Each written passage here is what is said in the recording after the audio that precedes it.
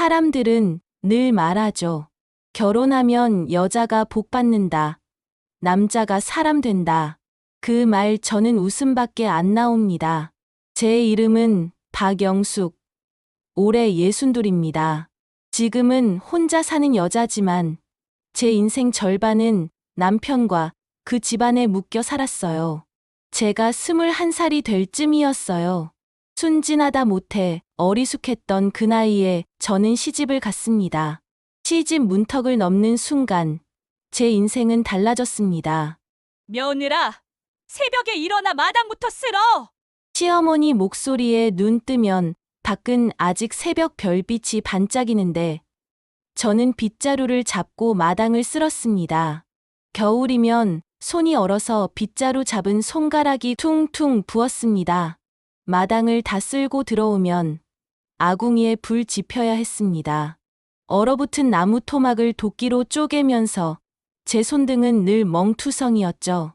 그땐 그게 당연한 줄 알았습니다. 며느리라면 다 그렇게 사는 줄 알았으니까요. 밥상 차릴 때도 마찬가지였습니다.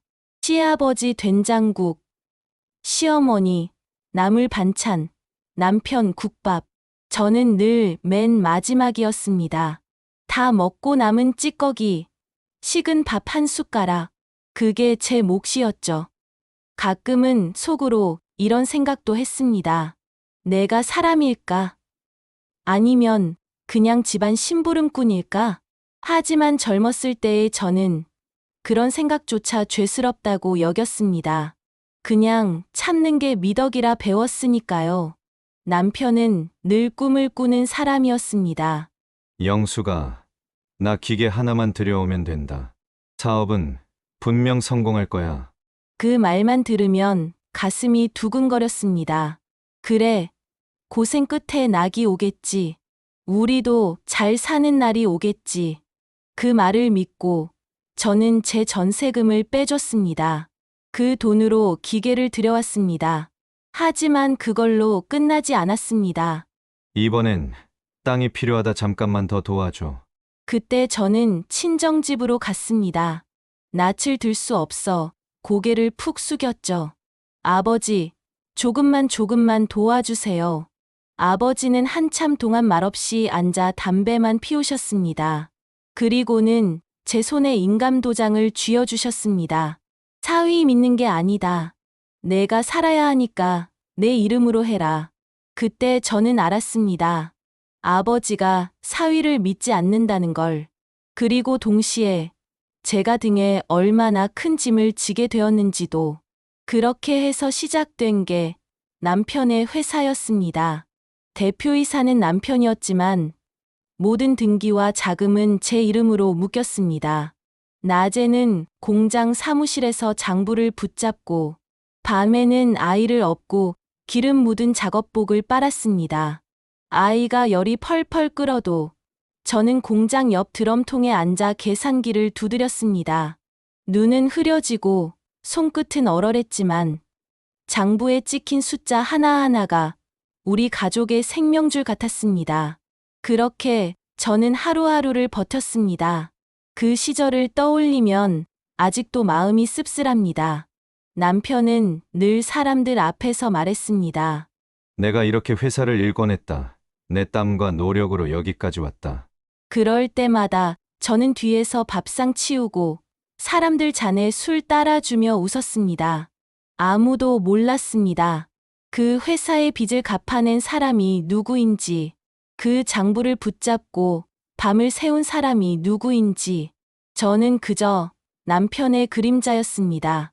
사람들 눈에는 집안일만 하는 단순한 아내로만 보였을 겁니다. 하지만 제 안에서는 늘 다른 목소리가 속삭였습니다. 이 회사는 내가 세운 거야. 내가 버틴 거야. 내 청춘이 만든 거야. 그러나 사람들은 제 희생을 기억하지 않습니다. 남편은 점점 변했고 저는 그 긴 시간 동안 서서히 무너져 내렸습니다. 시간은 흘러갔습니다. 공장은 조금씩 자리 잡았고 거래처가 하나둘 늘어나면서 회사 규모도 커졌습니다. 사람들이 남편을 사장님, 사장님하고 불러 세우자. 그때부터 남편의 눈빛이 달라졌습니다. 예전에는 저를 바라볼 때 그래도 고마움과 의지가 묻어 있었는데 어느 순간부터 그 눈빛은 비웃음과 오만으로 바뀌어 있었습니다. 남편은 저에게 말했습니다. 영수가, 이제 너는 집에서 애들이나 잘 봐. 회사 일은 내 거야. 순간 귀를 의심했습니다. 회사 일은 내 거라니요. 내가 친정까지 들쑤셔 돈을 가져와 세운 회사인데 밤마다 장부 붙잡고 공장 바닥에서 새우잠 자며 버틴 게 나인데 그 회사가 남편 혼자의 것이 되어 있었습니다. 그날 이후 남편의 태도는 더 노골적이었습니다. 직원들 앞에서, 거래처 사람들 앞에서 남편은 저를 그저 살림하는 여자처럼 소개했습니다. 아, 집사람이요. 그냥 살림만 해요. 회사 일은 제가 다 알아서 합니다. 순간순간 제 심장은 쿵 내려앉았습니다. 그 말은 사실이 아니었는데도 사람들은 고개를 끄덕이며 믿었습니다. 그리고 저를 향한 눈빛은 그저 돈 많은 사장 부인 정도로만 남았습니다. 남편은 술을 자주 마셨습니다. 처음에는 접대 자리라더니 점점 술 자체가 습관이 되었습니다. 술에 취한 남편은 제게 이렇게 말하곤 했습니다. 솔직히 넌 내가 벌어다 준 돈으로 사는 기생충이야. 기생충. 그 단어가 제 가슴을 후벼 팠습니다. 내가 기생충이라고?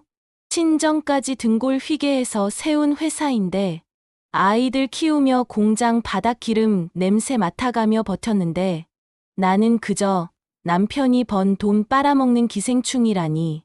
그 말이 나온 순간 제 안에서 무언가 뚝 하고 끊어지는 소리가 났습니다.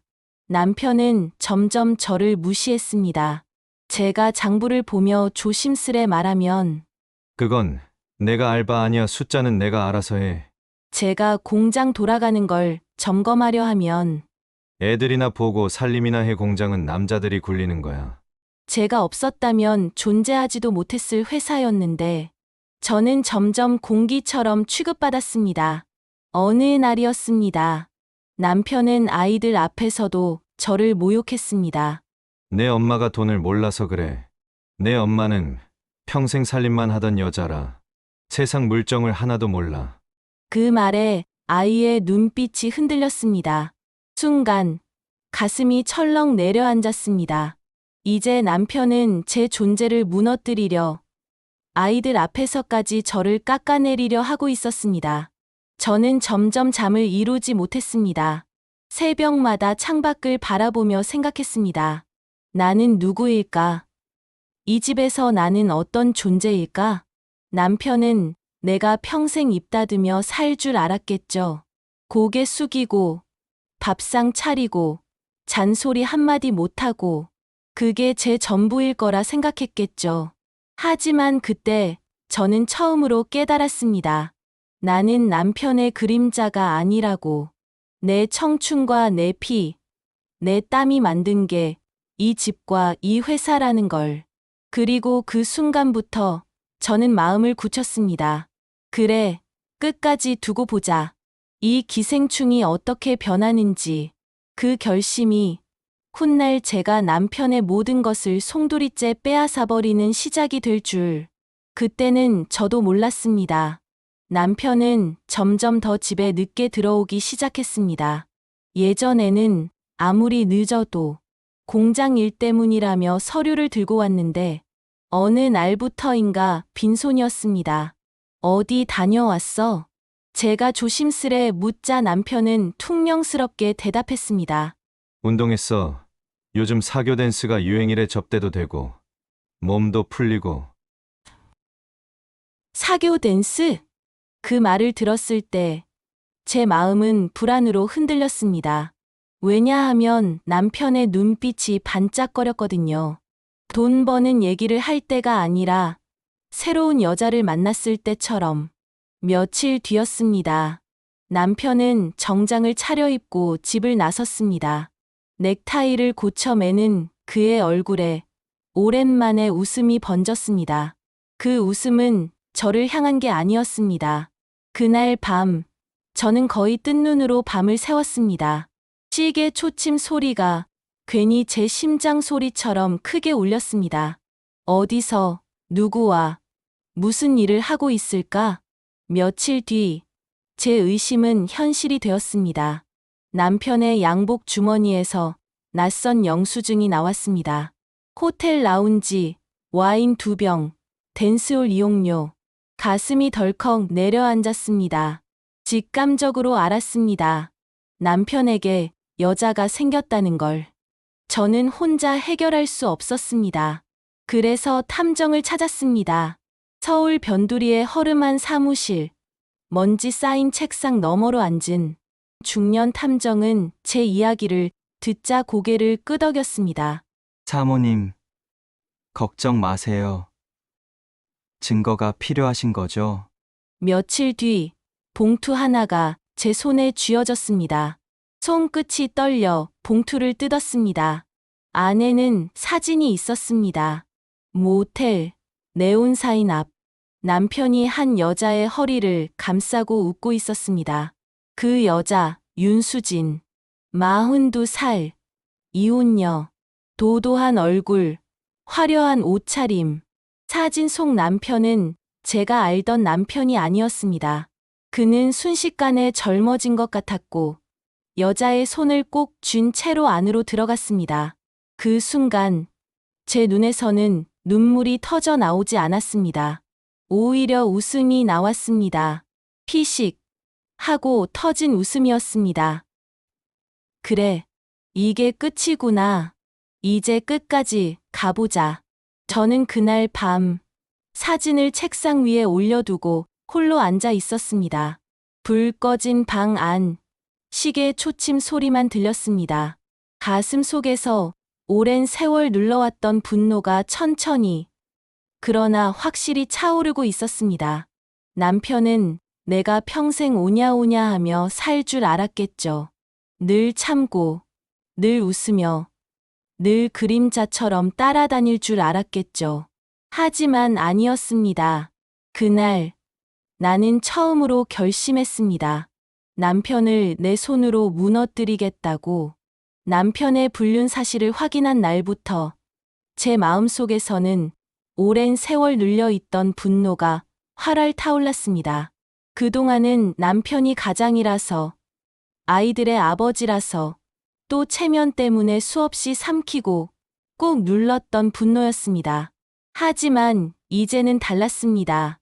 남편이 먼저 나를 버렸으니까요. 그날 밤, 저는 결심했습니다. 그래, 이젠 나도 내가 지켜온 것들을 온전히 챙길 때다. 이튿날 아침, 저는 은행으로 향했습니다. 직원들이 저를 알아보는 듯 깜짝 놀란 표정을 지었습니다. 왜냐면 늘 남편이 은행 일을 처리했으니까요. 그들은 제가 그냥 사모님일 뿐이라고 생각했겠죠. 대표자 확인 도장과 인감 증명서, 제 이름으로 전부 다시 정리해 주세요. 제 목소리는 생각보다 차분했고 단단했습니다. 창구 직원이 머뭇거리며 물었습니다. 사모님, 대표님 혹시 무슨 사정이 있으신 건지. 저는 미소를 지으며 대답했습니다. 이제부터는 제 것이니까요. 정확히 제 이름으로 정리하는 게 맞죠. 그 순간 제 속에서 묘한 쾌감이 밀려왔습니다. 평생을 남편의 그늘에 가려 살았는데 이제야 제 그림자를 찾은 것 같았습니다. 은행 일만 본 게 아니었습니다. 저는 법무사 사무실로 향했습니다. 법인 인감, 등기부, 등본, 재산 목록, 그 모든 것들을 제 손에 쥐었습니다. 법무사는 고개를 끄덕이며 말했습니다. 사모님, 아니 사장님, 이건 전부 본인 권리입니다. 지금 정리해 두시는 게 옳습니다. 그 말을 들으니 그동안 제 안에 쌓였던 서러움이 조금씩 녹아내리기 시작했습니다. 맞아요. 이건 당연한 권리였습니다. 남편 것이 아니라 제 것이었으니까요. 그리고 마지막으로 회사였습니다. 저는 재무팀장을 불렀습니다. 법인카드 사용 내역, 최근 6개월치, 항목별로 전부 뽑아와요.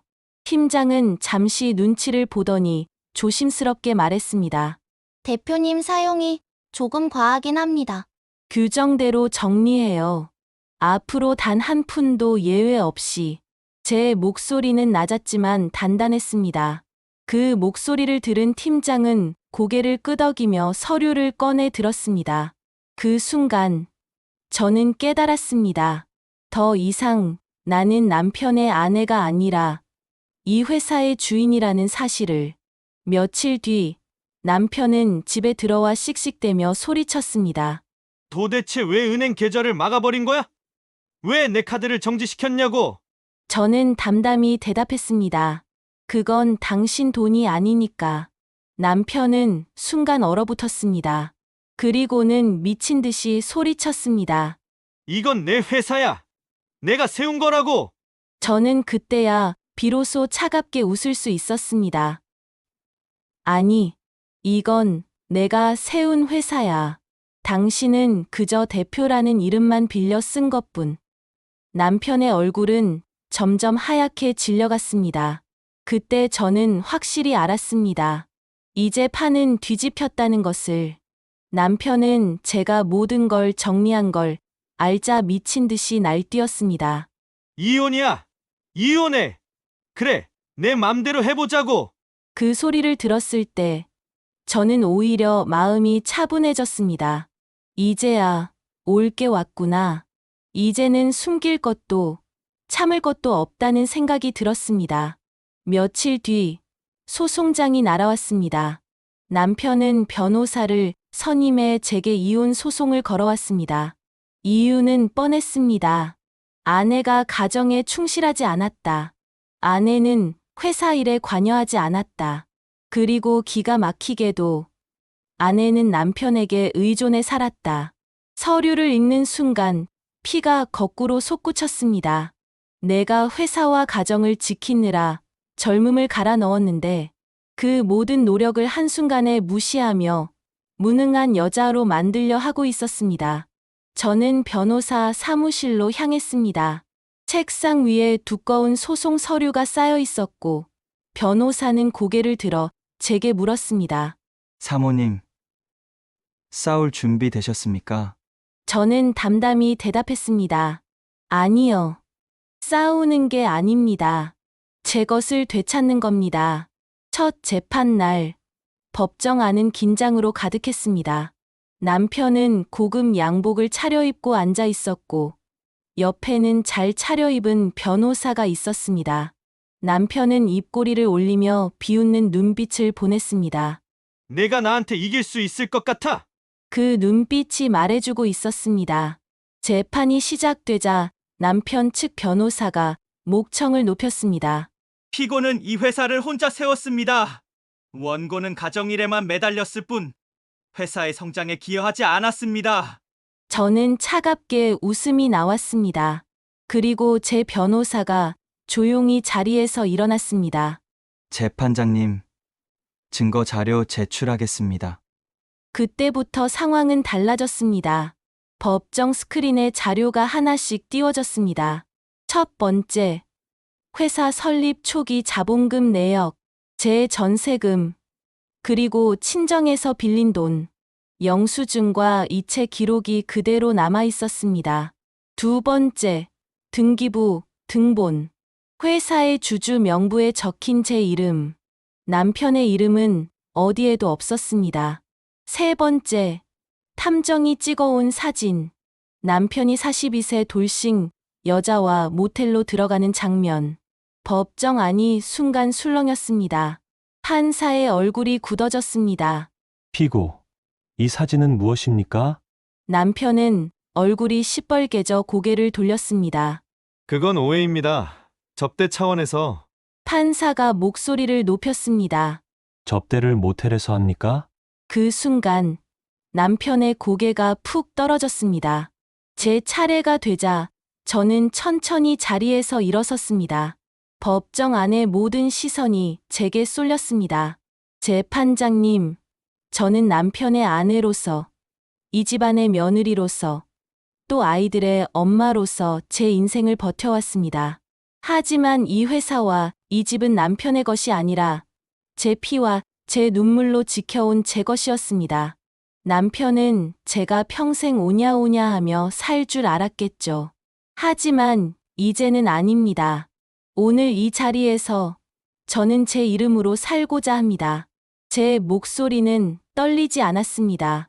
오히려 단단하고 냉철했습니다. 판결은 제 손을 들어주었습니다. 혼인 파탄의 책임은 피고에게 있고 재산 형성의 주된 기여는 원고에게 있습니다. 따라서 원고 박영숙에게 회사와 재산 대부분을 귀속합니다. 그 순간 남편의 얼굴은 창백하게 질렸습니다. 무릎까지 꿇고는 절규했습니다. 영수가 제발 다시 생각해줘. 나한테 이러면 안 되잖아. 하지만 저는 고개를 돌렸습니다. 마음속으로 조용히 중얼거렸습니다. 당신이 먼저 나를 무너뜨렸잖아. 이제는 내가 당신을 무너뜨릴 차례야. 이혼 소송이 끝나자 남편은 하루아침에 빈털터리가 되었습니다.